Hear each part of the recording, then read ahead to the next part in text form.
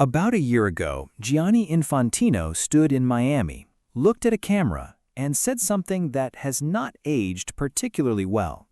He said the World Cup would flip the country upside down, and then back up, and then back down.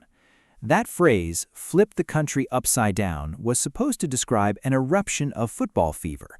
Cities transformed, stadiums packed, millions of new converts to the sport discovering what the rest of the world has always known about this game. And some of what Infantino described is real. There are packed fan zones. There is genuine excitement in host cities where football has finally arrived. The football itself has been, as football at this level almost always is, genuinely compelling. But flip the country upside down. The social media analytics firm Quid published a comprehensive assessment of the fan sentiment landscape around this tournament just before kickoff.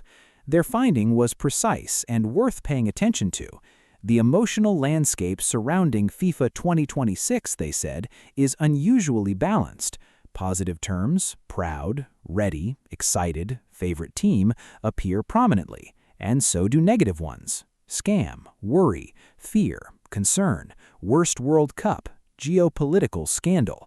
Unusually balanced. That is not the description of a country flipped upside down with football fever. That is the description of a tournament that has inspired genuine excitement and genuine grievance simultaneously, in roughly equal measure, across the same audience. And that balance, the coexistence of real joy and real grievance, is the story of this World Cup, now that it's actually underway. Let's talk about the joy first, because it's real and it deserves its proper place. The opening ceremony at the Banorte Stadium in Mexico City was everything it was supposed to be. Shakira performing Die Die in front of 83,000 people. The Azteca, the most storied football venue in the Americas, dressed for its third World Cup opening ceremony.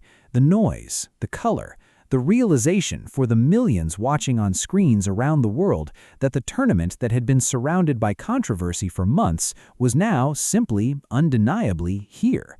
Mexico's opening match against South Africa carried extra weight because of the history. 2010, South Africa, that same fixture opened the first World Cup on African soil. Now it opened the first North American World Cup in 32 years, on a pitch that had hosted Pelé and Maradona and every generation of Mexican football greatness since 1966. The atmosphere was extraordinary. And the fan response in host cities has been more positive than some of the hotel occupancy data suggested it would be. The Los Angeles Fan Festival, which opened on June 12th at Exposition Park, drew significant crowds in its opening weekend. The FIFA Fan Festival has become the heartbeat of the tournament experience in LA, according to the host committee, and early turnout suggests that is not simply official promotional language. The football has produced genuine talking points. Japan's performance, carefully watched by those who remembered Qatar 2022, has been as competitive as feared. The early group stage results have thrown up surprises that no pre-tournament prediction captured. And the players, the ones who carried years of preparation to this tournament, the ones who overcame injury scares and uncertainty and squad drama, are playing with an intensity that the occasion demands. All of that is true, and it deserves to be said clearly. But here is what is also true, and what those Quid sentiment numbers are measuring. Before a single ball was kicked, FIFA released the official World Cup song, not the Shakira anthem that will be remembered from the ceremony. The first song linked to the FIFA 2026 rollout track, a track by Jelly Roll, called Lighter. It was described as marking a shift from global pop sounds towards a more country-influenced style. That shift, in the words of football fans on social media, did not land well. The reaction was blunt. Fans comparing it to previous World Cup anthems, Waka Waka, La Copa de la Vida, Wavin' Flag, and finding it wanting. The central question, asked repeatedly in comment sections across every platform: how does this song fit a global football event watched by people in 190 countries, many of whom have never encountered country music as a cultural form? It was a small thing, one song, and in isolation it would barely register. but it sits alongside the halftime show announcement at the final, Madonna, Shakira, BTS, produced by Coldplay's Chris Martin, and the hydration breaks introduced partly as commercial windows, and the water bottle ban that required reversal under pressure, and the vuvuzela ban that removed the instrument that defined the sound of South Africa 2010 as part of a cumulative picture. A tournament that has made a series of decisions, each individually defensible, collectively telling a consistent story about the direction it's heading. The direction of an American entertainment product rather than a global football event. Now here is the thing that Quids data captures. Football fans are not ignoring the tournament because of any of this. They are watching. The viewership numbers are strong. Discussion volumes surged massively in May and early June, with several major spikes. 46% of the social media content being generated is images. 28% is video. Fans are engaging with highlight clips, merchandise, venue previews, and fan-generated content at unprecedented scale. The Statista survey found that among Americans who are aware of the World Cup, 39% say tournament sponsors are in their good books.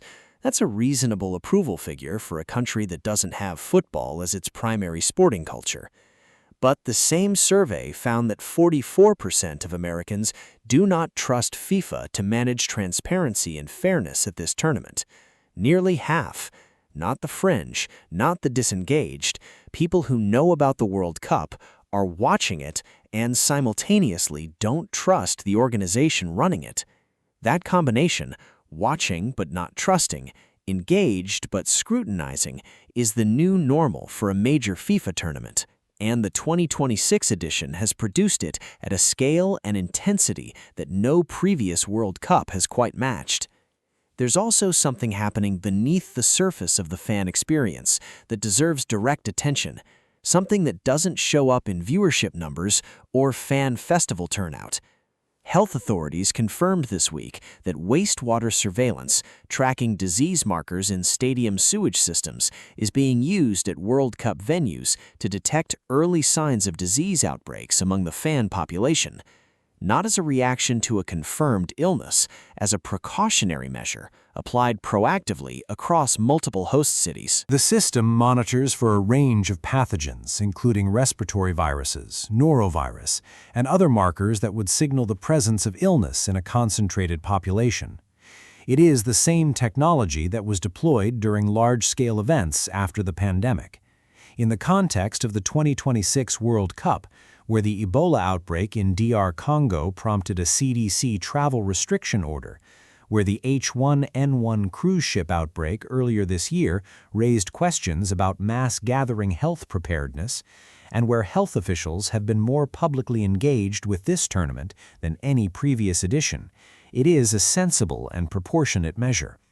But its presence is also a reminder of something. The 2026 World Cup is the first major sporting event to arrive fully in the world of permanent mass health surveillance. The watchers are watching, the data is being collected, and the fans filing into stadiums in Los Angeles and Houston and Toronto are, without necessarily knowing it, participants in a public health monitoring system that will generate data long after the final whistle on July 19th. None of that is sinister. All of it is reasonable, but it is different from any previous World Cup, and it is part of the texture of what this tournament actually is, as distinct from what the promotional materials described. Here is where we need to land honestly. The millions of fans who aren't fully excited aren't a monolith. They're not all boycotting. They're not all angry. Many of them are watching from home because the tickets cost too much, not because they're making a political statement. Many of them are following on their phones because they don't have legal access to a broadcast deal. India's situation still unresolved in the final days before the tournament, not because they don't care. And some of them are fans from Côte d'Ivoire and Senegal and Haiti and Iran, who are watching their national teams on screens in countries they couldn't leave, or on screens in diaspora communities in cities where public gathering felt complicated, who are feeling something genuinely complicated about cheering for their countries in a tournament they were excluded from attending. That is not a narrative FIFA's promotional language is designed to contain, but it is the experience of millions of real people, and those millions are part of the audience of this World Cup, whether FIFA acknowledges them or not. The tournament is underway. The football is good. The atmosphere in the stadiums that are full is everything a World Cup atmosphere should be.